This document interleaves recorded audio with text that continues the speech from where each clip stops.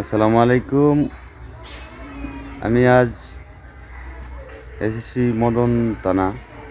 এখানে একটি মাজার রয়েছে, সেই মাজারটাই যে আমার পেছনে, এটা হলো গিয়ে কিন্তু একটি মাজার।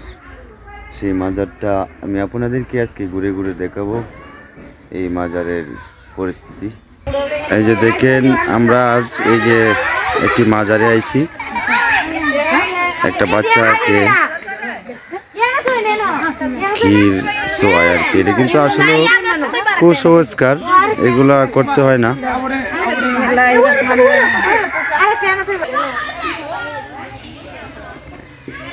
এই যে বাচ্চাকে ক্ষীর খাওয়ায় দিছে এখানে।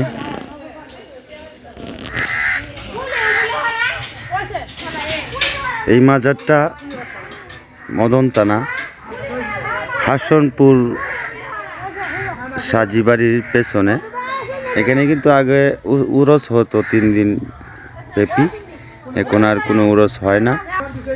এটা মাজারটার নাম হলো শাহগদা রহমতুল্লাহি আলাই। তিনি রোম দেশ থেকে এখানে গৈবিভাবে এখানে মাজার হয়েছে। এই যে দেখেন মাজারের পুরো দিকটা আমি আপনাদেরকে দেখাচ্ছি। এই যে এটা হলো গেট।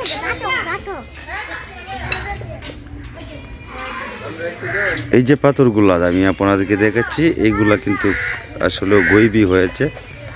আর যে বাউন্ডারিটা, এটা মানুষই করেছে পরবর্তীতে। আর এই ছোটো ছোটো পাথরগুলো, এই বাউন্ডারির ভিতরে যে পাথর, সেই পাথরগুলা কিন্তু আসলে গৈবী এখানে হয়েছে। কীভাবে এই পাথরগুলো এখানে আইছে কেউ জানে না।